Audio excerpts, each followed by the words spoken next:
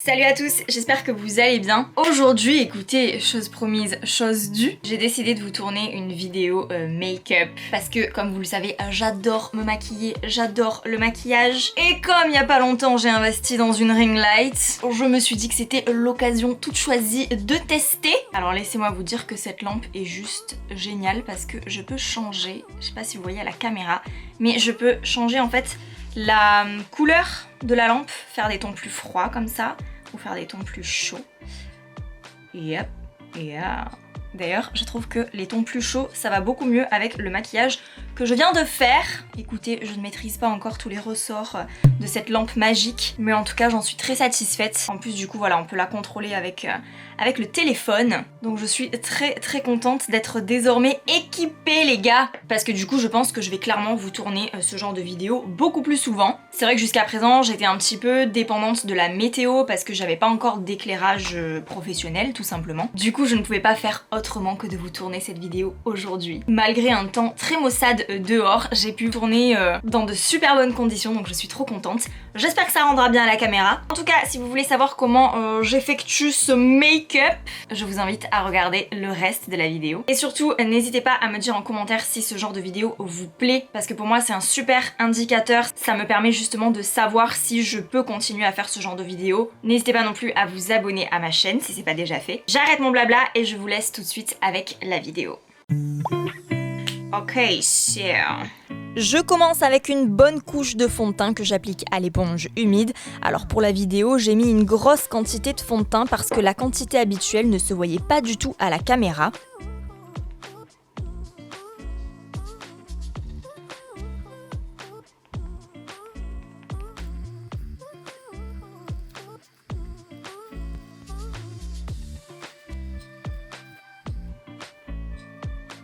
Je poursuis en utilisant ce stick pour la partie contouring. Alors c'est vrai que j'ai le visage très anguleux de base, donc j'ai peut-être pas forcément besoin de contour, mais moi je le fais pour l'effet bonne mine parce que je suis plutôt blafarde.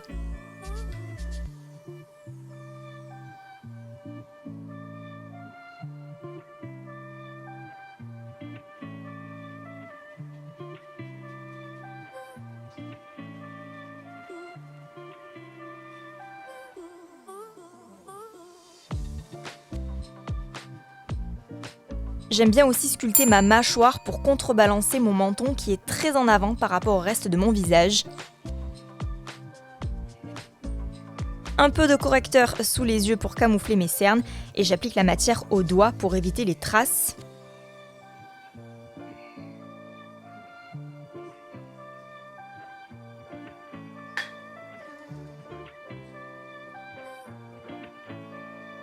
Comme j'ai la peau grasse, je poudre la base. Mais c'est vrai que là, j'ai un petit peu abusé, il y en avait deux partout.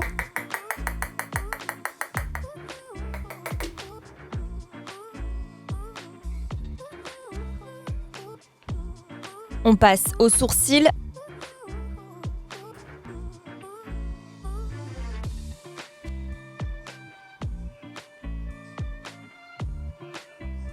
Alors, les gars, j'en ai tellement marre, j'ai hâte de passer au microblading pour ne plus avoir à les faire, d'autant que me faire les sourcils par un pro, ça me permettrait de rééquilibrer mon visage qui est de base hyper asymétrique.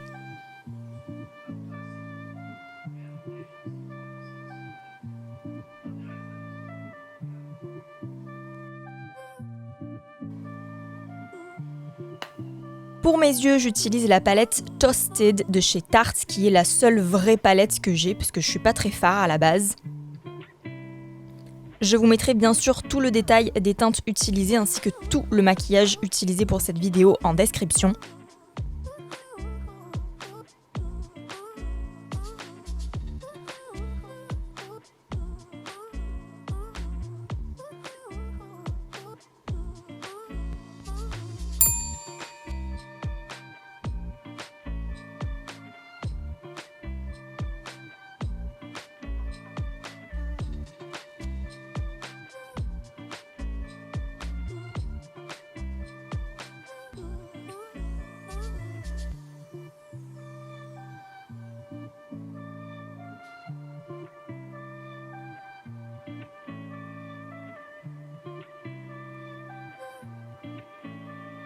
Vous l'avez sans doute remarqué, mais moi j'ai les yeux en amande et j'aime beaucoup ça. Alors du coup, pour étirer encore plus mon regard, j'utilise ce col couleur café que j'applique au ras des cils et que je viens estomper au pinceau plat.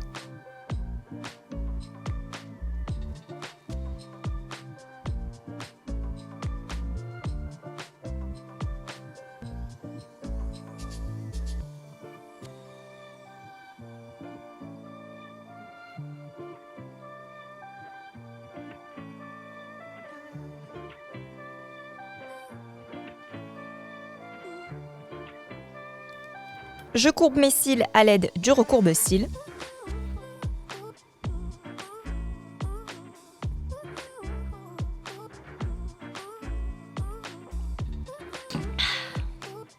Et je viens sculpter les franges avec ce mascara qui n'est pas forcément adapté à mes cils.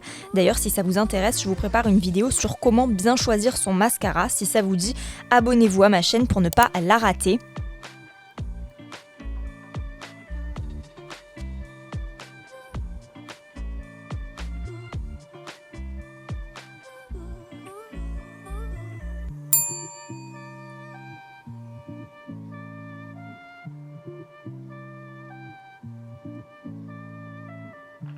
Bon, finalement, j'ai utilisé un deuxième mascara plus fin pour coiffer les cils inférieurs.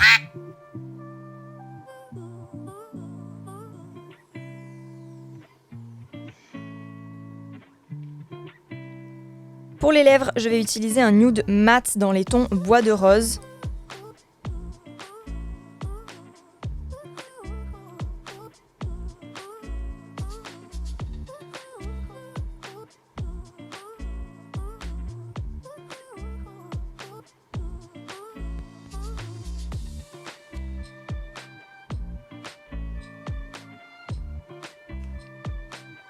Et je viens utiliser un crayon de la même couleur pour rectifier toutes mes erreurs d'application et surtout pour rééquilibrer les formes de mes lèvres parce que j'ai une bouche hyper tordue. Et je viens estomper le tout avec un pinceau adéquat.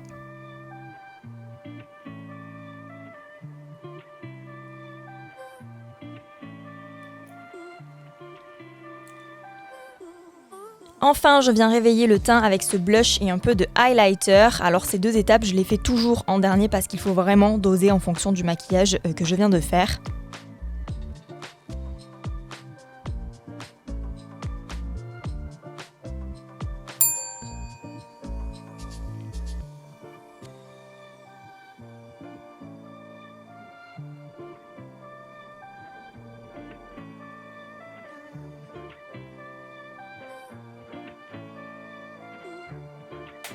Et voilà le résultat final. Alors je sais pas si vous avez remarqué, mais c'est la première fois que vous me voyez vraiment de face parce que d'habitude je suis toujours légèrement sur le côté pour dissimuler le fait que mon visage est asymétrique. Donc this is the real me, avec beaucoup de maquillage quand même.